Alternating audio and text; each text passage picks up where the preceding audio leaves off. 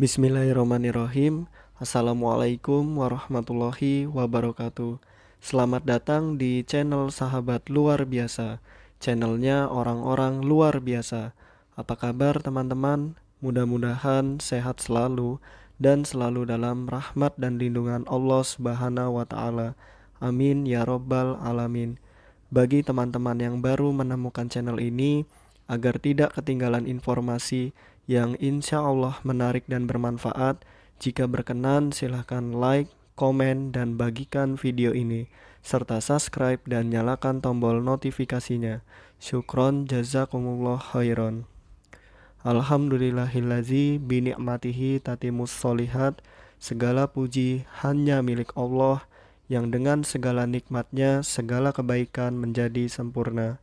Salawat serta salam semoga tercurah limpahkan kepada Nabi Muhammad sallallahu alaihi wasallam serta istri-istri beliau, saudara-saudara beliau, tabi'in, tabi'ut tabi'in, dan bagi kita yang insya Allah setia dan istiqomah mengikuti sunnahnya sampai akhir hayat. Amin ya robbal alamin. Rabbi syrohli sodri wa yasirli amri wahlul uqdatam min lisani yafqahu qawli.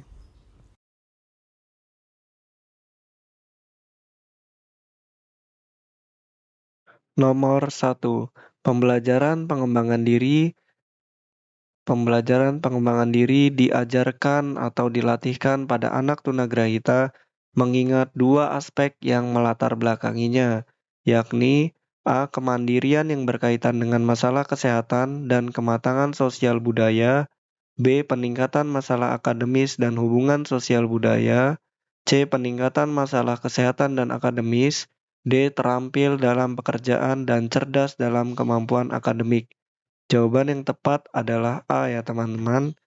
Kemandirian yang berkaitan dengan masalah kesehatan dan kematangan sosial budaya. Nomor 2, pengembangan diri mengacu pada istilah di bawah ini, kecuali A. Merawat diri atau self-care, B. Menolong diri atau self-help, lalu C. Aktivitas sehari-hari, activity of daily living atau ADL, D. Keterampilan berkomunikasi. Ini pasti keterampilan berkomunikasi ya teman-teman yang tidak termasuk.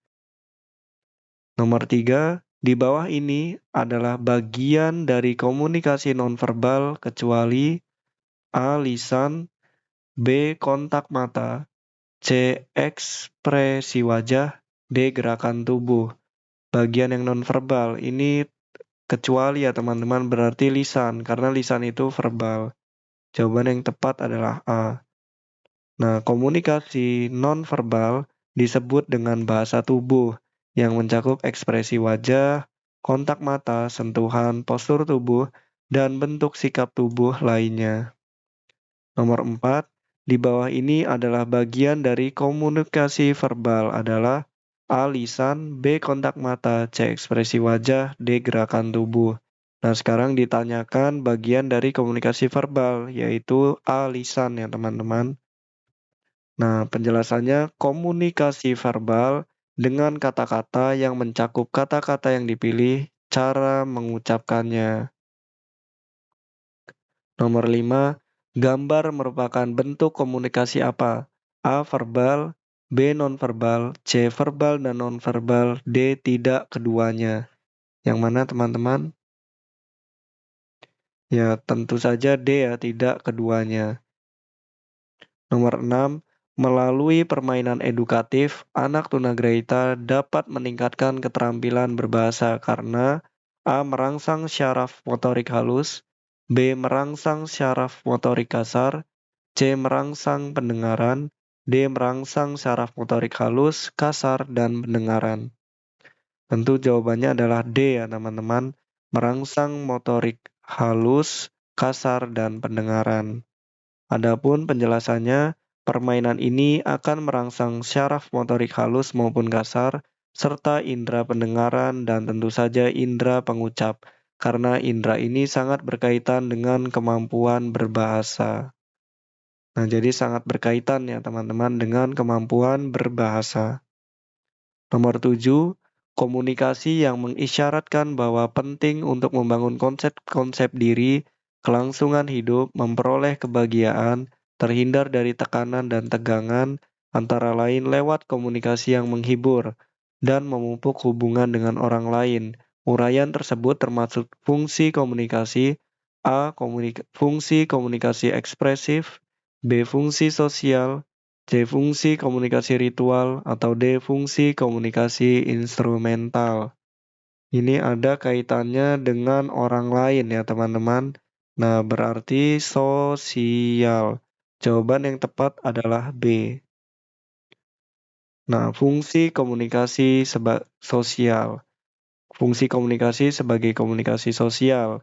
Nah, mengisyaratkan bahwa komunikasi penting untuk membangun konsep-konsep diri, untuk kelangsungan hidup, untuk memperoleh kebahagiaan, terhindar dari tekanan dan tegangan, antara lain lewat komunikasi yang menghibur dan memupuk hubungan dengan orang lain. Melalui komunikasi, setiap individu termasuk tunagrahita bekerja sama dengan anggota masyarakat yaitu keluarga, kelompok belajar, desa, kota, dan negara untuk mencapai tujuan bersama. Nomor 8, berikut ini adalah hal-hal yang harus diperhatikan oleh pendidik agar komunikasi dengan peserta didik mencapai hasil yang diharapkan, kecuali A. Mampu menciptakan suasana yang menyenangkan, B. Menunjukkan kepada lawan bicara bahwa guru yang bersangkutan mau mendengar pihak lain. C. Mendominasi pembicaraan. D. Menghilangkan hal-hal yang dapat mengalihkan perhatian dari pembicaraan yang sedang berlangsung. Tentu jawabannya C ya teman-teman, mendominasi pembicaraan. Adapun penjelasannya, beberapa hal yang harus diperhatikan oleh pendidik agar komunikasi dengan peserta didik mencapai hasil yang diharapkan, yaitu yang pertama, mampu menciptakan suasana yang menyenangkan. Yang kedua, menunjukkan kepada lawan bicara bahwa guru yang bersangkutan mau mendengar pihak lain, contohnya peserta didik. Nomor tiga, menghilangkan hal-hal yang dapat mengalihkan perhatian dari pembicaraan yang sedang berlangsung. Yang keempat, mampu menempatkan diri pada posisi orang lain, hal ini peserta didik. Lalu sabar, ini paling singkat tapi paling sulit ya teman-teman. Lalu yang keenam, mampu mengendalikan emosi. Lalu yang ketujuh, mencegah timbulnya suasana yang tidak menyenangkan. Yang kedelapan, mengajukan berbagai pertanyaan sebagai bukti perhatian yang diberikan. Yang kesembilan, kesediaan untuk tidak mendominasi pembicaraan. Nomor 9, kriteria komunikasi meliputi A. Dalam komunikasi antar pribadi ada dua orang atau lebih yang menganggap kehadiran satu sama lainnya dalam kedekatan fisik. B. Komunikasi antar pribadi mengandung saling ketergantungan berkomunikasi. C. Komunikasi antar pribadi mengandung suatu pertukaran pesan. D. Semuanya A, B, C benar. Mana teman-teman? Ya, tentu D ya teman-teman. Semuanya A, B, C benar. Nah, komunikasi antar pribadi memiliki 5 kriteria menurut Sen Sanjaya tahun 2002. Nomor 1, dalam komunikasi antar pribadi ada dua orang atau lebih yang menganggap kehadiran satu sama lainnya kedekatan fisik. Yang kedua, komunikasi antar pribadi mengandung saling ketergantungan. Lalu yang ketiga, komunikasi antar pribadi mengandung suatu pertukaran pesan. Lalu yang keempat, dasar interaksinya tatap muka, sehingga semua indera dimungkinkan untuk digunakan. Lalu yang kelima, komunikasi antar pribadi memiliki cakupan yang luas, dengan beberapa aturan mengenai jumlah, bentuk, atau isi pesan. Nomor 10. Di bawah ini strategi modifikasi lingkungan, kecuali A. Setting tempat duduk yang mendukung. Nah, ini mendukun. Nah, nggak boleh sama dukun, nanti sirik ya teman-teman. Yaitu setting tempat duduk yang mendukung, ini typo, mohon maaf. B. Pencahayaan yang baik. C. Menutupi jendela. D. Mainan dan material lainnya tersimpan rapih, tertutup, dan jauh dari jangkauan. Yang mana teman-teman? Ya, tentu saja C. Menutupi jendela. Adapun modifikasi lingkungan meliputi Yang pertama, mengurangi gangguan visual, sedikit gambar atau tidak ada tergantung karakteristik dari peserta didik. Yang kedua, tempat duduk yang mendukung, nah bukan mendukun ya teman-teman. Lalu yang ketiga, pencahayaan yang baik. Yang keempat, membelakangi jendela bukan menutupi jendela. Yang kelima, mainan atau material lainnya tersimpan rapi, jauh dari jangkauan. Baik teman-teman, mungkin itu saja yang dapat saya bagikan. Apabila ada kebenaran, pastikan itu datangnya dari Allah Subhanahu wa Ta'ala, dan apabila ada kesalahan, pastikan itu datangnya dari saya. Maka, apabila ada kebenaran, mohon doakan kebaikan, dan apabila ada kesalahan, mohon dimaafkan dan diingatkan. Syukron, jazakumullah khairan. Allahumma inni as'aluka ilman nafi'an wa rizqan thayyiban wa amalan mutaqabbalan.